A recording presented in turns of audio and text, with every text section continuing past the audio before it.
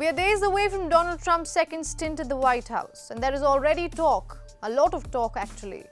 The incoming US president is talking about invasion of not one, not two, but 3 countries. Will Canada become the 51st American state? Will Donald Trump take over Greenland? Will Panama be forced to give up its canal? And will we have to now call the Gulf of Mexico the Gulf of America? We have a lot to decode. I'm Ananya Datta for Hindustan Times, and you're watching In Depth.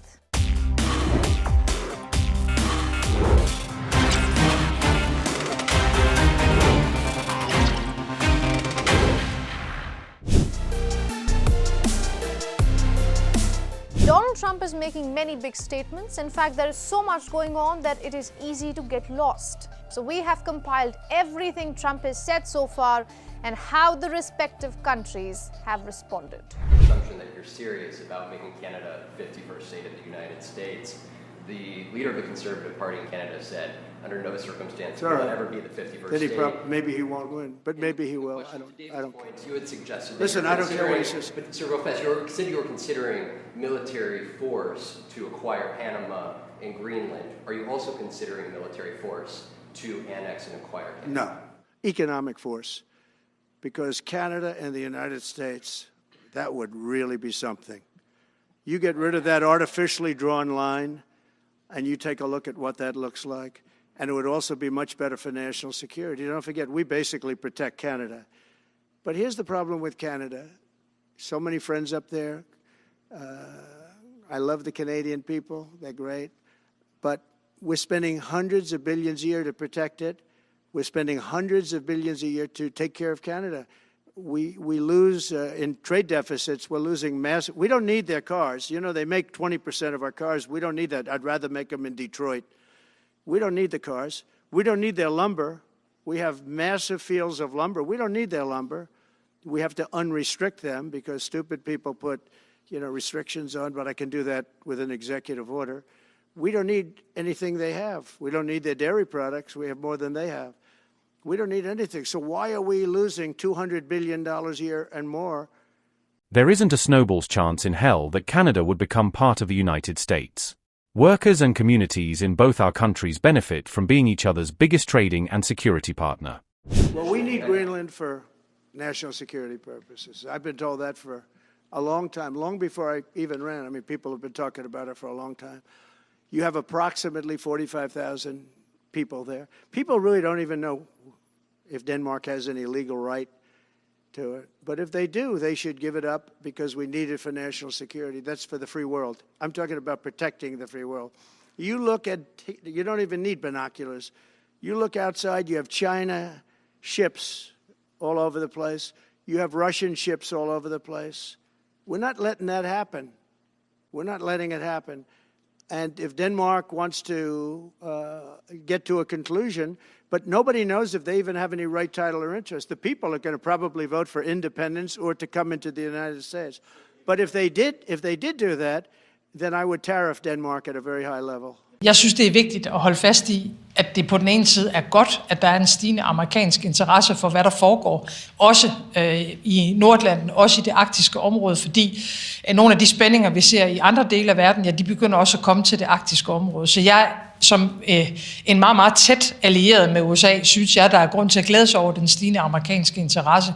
Men det bliver nødt til at foregå på en måde, der er respektfuld over for det grønlandske folk, og vi bliver nødt til at kunne samarbejde på den måde, vi plejer at gøre det, blandt andet i NATO-sammenhæng og i andre internationale forer. Affected again all over the world. The Panama Canal is a disgrace, what took place at the Panama Canal. Jimmy Carter gave it to them for $1, and they were supposed to treat us well. I thought it was a terrible thing to do. It was the most expensive structure ever built in the history of our country, relatively. It would be the equivalent of substantially over $1 trillion today. We lost 38,000 people. Think of it, 38,000 people, they died from malaria, mosquitoes. They were unable to stop the mosquitoes. They paid people 5 times more to take the job. Many of those people died. We gave it away for $1.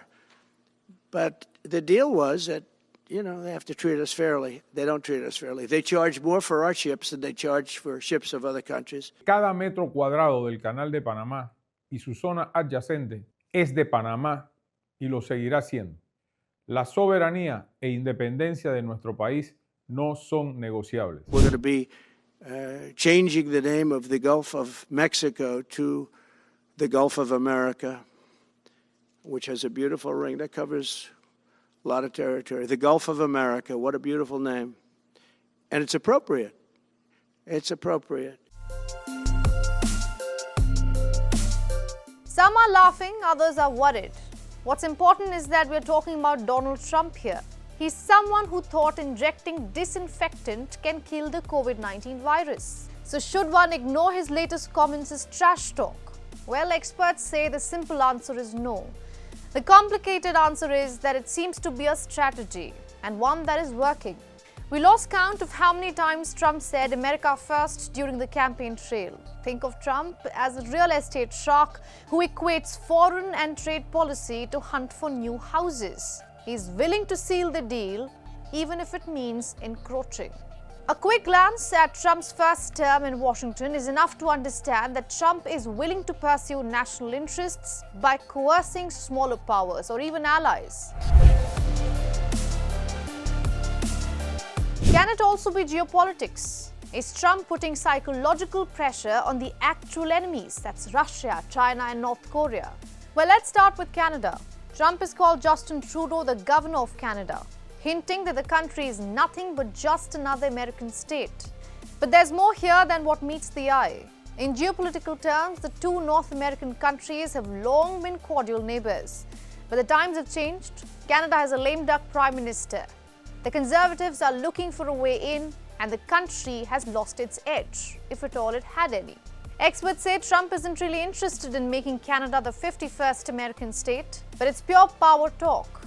Canada's economy has been falling behind the United States, and Trump seems to be rooting for it. Then comes Greenland. It's an autonomous territory within the Kingdom of Denmark, but also rich in earths and other treasures. It's a gateway to the Arctic, which is becoming more important geopolitically as its ice thaws and allows ships to pass for more of the year. The United States already has a base in Greenland for missile defense and space surveillance. And now Beijing is eager to get in too. And obviously, Washington is not happy with that. A similar rationale applies to the Panama Canal. The United States built this passage linking the Atlantic and Pacific Oceans in the year 1904. They managed it for most of the 20th century and then willingly gave it to Panama by the end of the century. But of late, that agency has struggled with drought. Water level is crucial for ships to pass smoothly. So drought is a big problem. If we look into it closely, Hong Kong emerges in the picture. A company based there runs two of the ports at its entrances on the Pacific and the Atlantic. China is also the canal's second highest user, but only after the United States. Now, Trump clearly has an expansionist mindset. In his own unique way, he is grappling with national security challenges in the new world order. China is rising in ranks, Europe is turning far right, South Asia is emerging as a market, and power is slipping from the hands of Washington. Interesting times lie ahead. I'll be back with another episode of In Depth. Till then, goodbye.